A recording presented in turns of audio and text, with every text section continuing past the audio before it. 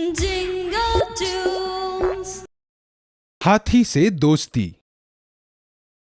बहुत पुरानी कहानी है।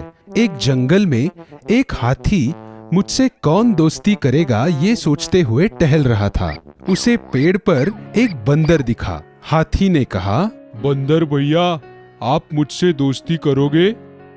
बंदर ने कहा, आप तो बहुत बड़े हो, तुम मेरे जैसे पेड़ पे लटक भी नहीं सकते। तुम्हारी और मेरी दोस्ती कैसे हो सकती है? दूसरे दिन उसे एक खरगोश मिला। क्यों खरगोश भैया, क्या आप मेरे दोस्त बनोगे? आप तो बहुत बड़े हो, आप मेरे छोटे से घर में कैसे घुस सकते हैं? आपकी और मेरी दोस्ती तो हो ही नहीं सकती। हाथी अब मेंढक के पास गया। मेरा कोई भी दोस्त नहीं है। मेंढक भैया, अगर तुम मेरे दोस्त बन जाओगे तो मैं तुम्हारा बहुत आभारी रहूंगा।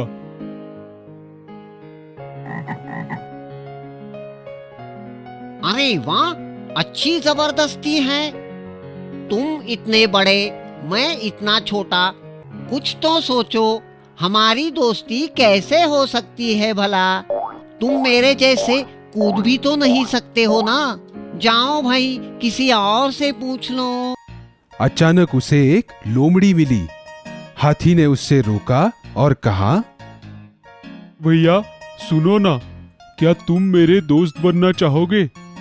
देखो, ना मत कहना, मैं बहुत उम्मीद लेकर तुम्हारे पास आया हूँ। बताओ, बनोगे ना मेरे दोस्त? नहीं रे बाबा, अरे तुम्हारा आकार तो देखो, गलती से भी मैं तुम्हारे पैर के नीचे आ गया तो मेरी चटनी बन जाएगी। नहीं बाबा, तुम कोई और देख लो। कमाल है, कोई मेरा दोस्त बनना ही नहीं चाहता। दूसरे दिन हाथी ने देखा कि जंगल के सारे जानवर तेजी से भाग रहे थे। उसने लोमड़ी से पूछा, क्या हुआ? सब ऐसे भाग क्यों रहे हो? हाथी भाई, पीछे शेर है और वो सबको खाने वाला है, इसीलिए सारे जानवर अपनी जान बचाने के लिए छिपने की जगह ढूंढ रहे हैं। शेर तो हाथ धो के सब जानवरों के पीछे पड़ गया था। श्रीमान, आखिर क्यों आप सब जानवरों के पीछे पड़े हो? सब जानवरों को एक ही दिन में खा जाओगे क्या? अरे जाओ जाओ, तुम अपना काम करो, मैं जो चाहे वो करूंगा। अब हाथी को समझ में आया कि इसे तो सबक सिखाना ही पड़ेगा। हाथी ने शेर को जोर से लात मारी। शेर बहुत ही डर गया था, वो वहां से तुरंत भाग गया।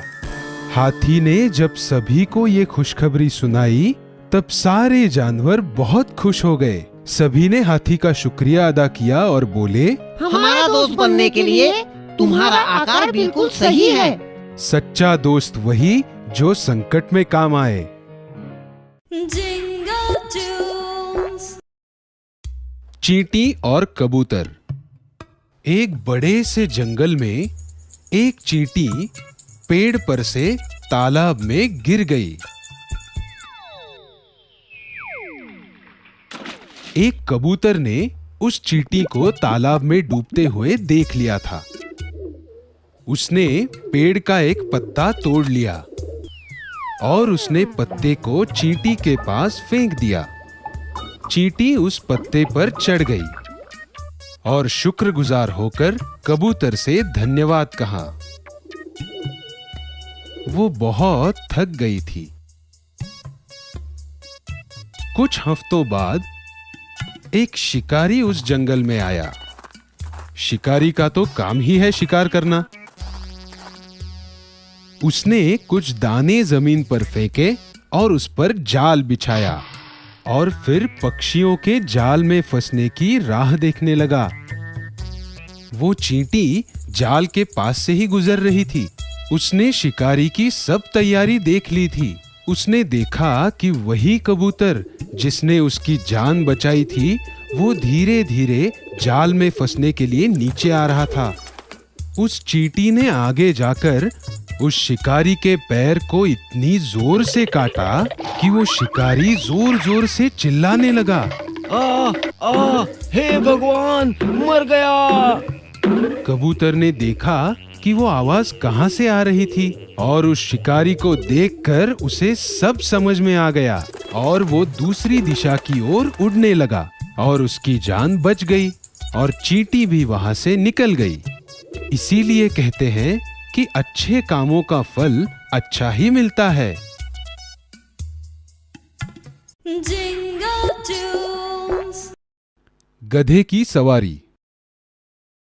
एक आदमी और उसका बेटा दूर के शहर के एक मेले से एक गधा खरीदकर अपनी घर की तरफ जा रहे थे। रास्ते में उन्होंने एक आदमी को बोलते हुए सुना,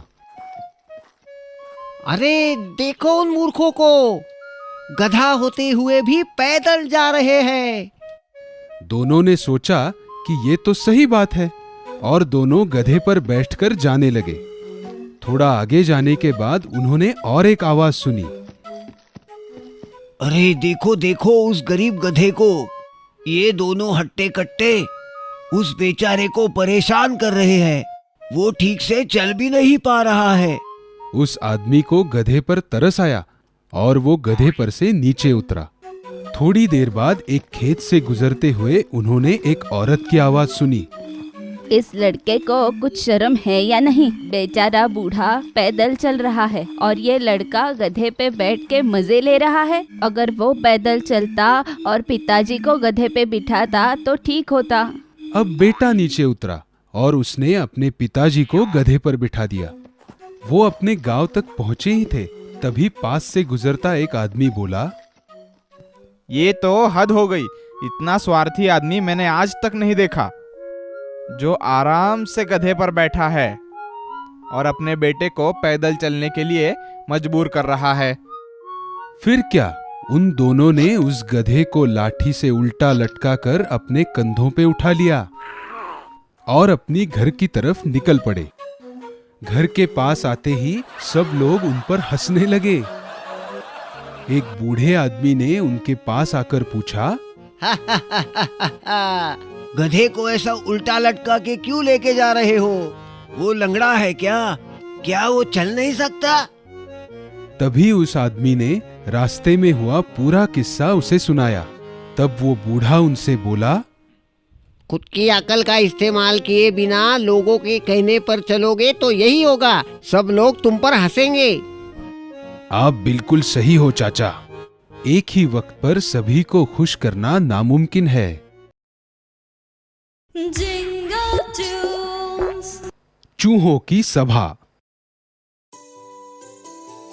एक बड़े से घर में बहुत सारे चूहे रहते थे। उन सबकी जिंदगी हंसते खेलते मजे से गुजर रही थी। फिर एक दिन घर का मालिक एक बिल्ली ले आया। बिल्ली क्या आई, चूहों पर बहुत बड़ा संकट आ गिरा। वो बिल्ली बहुत डरावनी थी। उसे बहुत सारा दूध पीने के लिए मिलता था, फिर भी उसका मन भर ही नहीं रहा था। वो घंटों तक सोती थी और 3-4 चूहे खा जाती थी। ये परेशानी दिन ब दिन बढ़ती ही जा रही थी। तब चूहों ने उपाय ढूंढने के लिए एक सभा बुलाई। उसमें छोटे बड़े बहुत चूहे आए थे। हमें इस संकट से मुक्त होना ही पड़ेगा।